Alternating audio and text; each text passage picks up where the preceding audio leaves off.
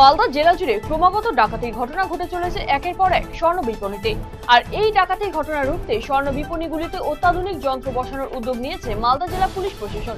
আর এই নিয়ে বৃহস্পতিবার স্বর্ণ ব্যবসায়ীদের সঙ্গে বৈঠকে বসলেন জেলা পুলিশ প্রশাসন। এদিন রথবাড়ি এলাকায় বাণিজ্য ভবনে আয়োজিত এই বৈঠকে উপস্থিত ছিলেন অতিরিক্ত পুলিশ সুপার সম্ভব জৈন, ডিএসপি পঙ্কজ তামাং, ইংরেজবাজার থানার আইসি সঞ্জয় ঘোষ সহ অন্যান্যরা।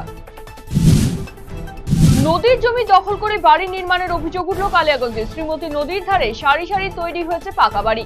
কালিয়াগঞ্জ পৌরসভা এলাকার শেষ প্রান্ত এবং ধনকৈল গ্রাম পঞ্চায়েতের সীতামোড়ে এলাকায় এই ছবি ধরা পড়েছে আমাদের ক্যামেরায়। স্থানীয় বাসিন্দাদের অভিযোগ, অবৈধভাবে নদীর জমি দখল করে বাড়ি নির্মিত হয়েছে। এর নেপথ্যে কারা তা নিয়ে তুলেছেন প্রশ্ন। এমনকি প্রশাসনিক কর্তাদের নজরদারির অভাবেই এই বিল্ডিং তৈরি হয়েছে বলে অভিযোগ তাদের।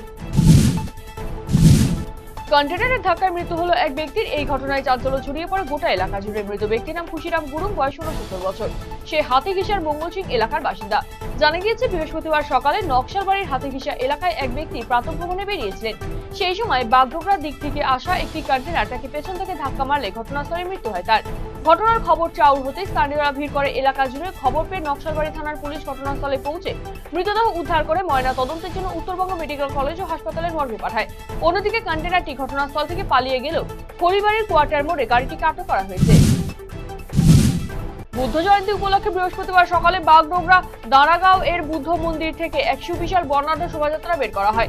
শোভাযাত্রাটি এশিয়ান হাইওয়ে সার্ভিস রোড ধরে গোটা বাগডোগরা পরিক্রমা করে। শোভাযাত্রায় চিরাচরিত লামাদের পোশাকে প্রচুর সংখ্যক বৌদ্ধ ধর্মাবলম্বী মানুষের উপস্থিতি দেখা যায়। সেই সঙ্গে বৌদ্ধদের পবিত্র ধর্মগ্রন্থ ত্রিপিটক মাথায় নিয়ে মহিলারা শোভাযাত্রায় হাঁটেন। বৌদ্ধ মন্ত্রী সূত্রে জানা গিয়েছে বৃহস্পতিবার সারাদিন ব্যাপী চলবে বিভিন্ন ধর্মীয় আচার অনুষ্ঠান। বহিরাগত লামারা রয়েছেন বিশেষ পুজো অর্চনা সম্পন্ন করবার জন্য। কোচবিহারের মেখলিগঞ্জ সীমান্তে বিএসএফ এর গুলিতে মৃত্যু হলো এক পাচারকারীর। এই ঘটনায় ব্যাপক চাঞ্চল্য ছড়িয়েছে মেখলিগঞ্জ ব্লকের জামালদহ গ্রাম পঞ্চায়েত এলাকায় 202 খাসবস দারিকামারি গ্রামে। বৃহস্পতিবার ঘটনাস্থলে মোতায়েন করা হয় বিরাট পুলিশ বাহিনীর। সঙ্গে ছিলেন বিএসএফ আধিকারিকেরা। বিএসএফ সূত্রে জানা গিয়েছে স্থানীয় মিনিরোপা সীমা চৌকি সংলগ্ন এলাকায় গভীর রাতে চুপিসারে পাচারের উদ্দেশ্যে একদল পাচারকারী কাটালের দিকে যায়। বিএসএফ এবং পাচারকারীদের আংশিক খণ্ডযুদ্ধ আত্মরক্ষার তাগিদে গুলি চালায় বিএসএফ। সেই গুলিতে মৃত্যু হয় এক পাচারকারী। আরো একবার কোচবিহারে বহু বিতর্কিত সুইমিং পুলে ফি বৃদ্ধির প্রতিবাদে সরব হলেন সুইমিং পুলে মেম্বার সহ ছাত্রছাত্রীরা। এদিন কোচবিহারের সাগরদিঘি স্টেট ব্যাংক অফ ইন্ডিয়ার ঘাটে বিক্ষোভ দেখান তারা। অবিলম্বে ফি কমানোর দাবি জানিয়েছেন। কোচবিহারের রাজকোনা তথা জয়পুরের রাজমাতা গায়ত্রী দেবীর 106তম জন্মদিবস পালন করা হলো তুফানগঞ্জে। বৃহস্পতিবার জন্মদিনটি পালন করা হয় গজেন্দ্র নারায়ণ এস্টেট কমিটির প্রাঙ্গণে। গায়ত্রী দেবীর প্রতিকৃতিতে মালদান করেছেন দি Cooch Behar royal family successors welfare ট্রাস্টের সম্পাদক কুমার বিরাজেন্দ্র নারায়ণ। 65 বছর বয়সী এক মানসিক ভারসাম্যহীন মহিলাকে ধর্ষণ করার অভিযোগ উঠল এক ব্যক্তির বিরুদ্ধে। ঘটনায় কেন্দ্র করে ব্যাপক চাঞ্চল্য ছড়িয়েছে নিউ জলপাইগুড়ি থানা অন্তর্গত একটি এলাকায়।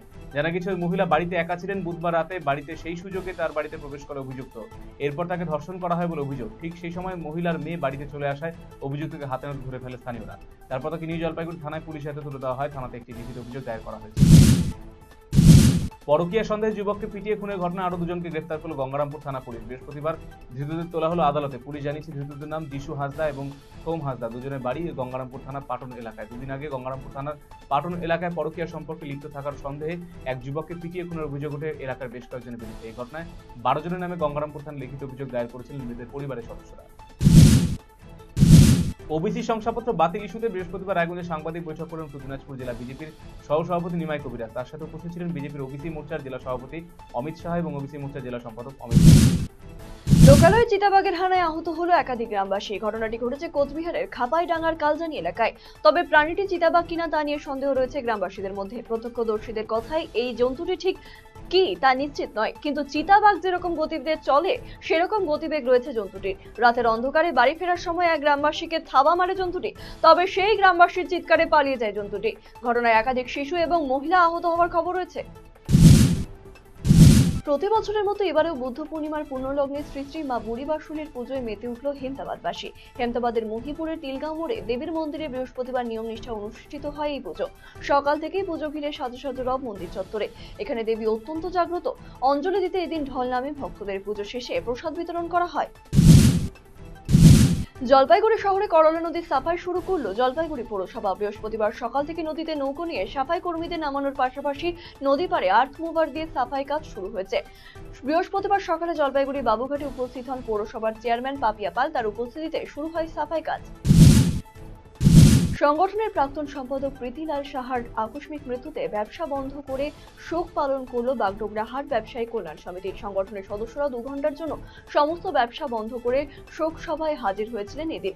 অত্যন্ত কুশলী সংগঠক হিসেবে প্রীতিলাল সাহা দীর্ঘদিন হাট ব্যবসায়ীদের কল্যাণে কাজ করে গিয়েছেন। গত 18 মে রাতে তিনি পরলোক গমন করেন বলে সংগঠনের পক্ষ থেকে জানান ব্যবসায়ী নরেন ঘোষ।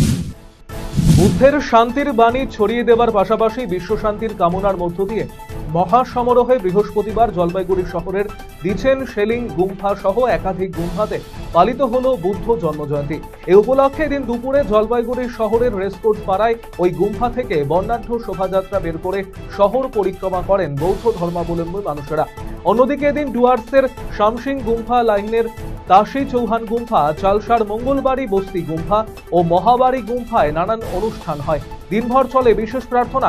এলাকার বুদ্ধ ধর্মাবলম্বী মানুষ ছাড়াও বিভিন্ন ধর্মের মানুষের ভিড় দেখা যায় গুম্ফাগুলিতে।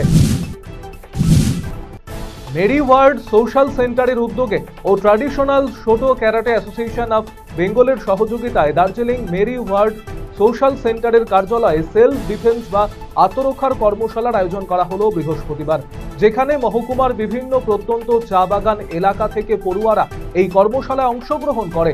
শুধু মেয়েদের নয়, ছেলেদের আত্মরক্ষার বিষয়েও অবগত করা হয়। নির্বাচনের ফলাফল বেরোনোর আগেই মালদায় উচ্ছ্বাসে মাতল তৃণমূল কংগ্রেস নেতৃত্ব। বৃহস্পতিবার দলীয় নেতাকর্মী এবং সমর্থকদের নিয়ে উচ্ছ্বাস আনন্দে মাতলেন উত্তর মালদা তৃণমূল প্রার্থী প্রসূন ব্যানার্জিও।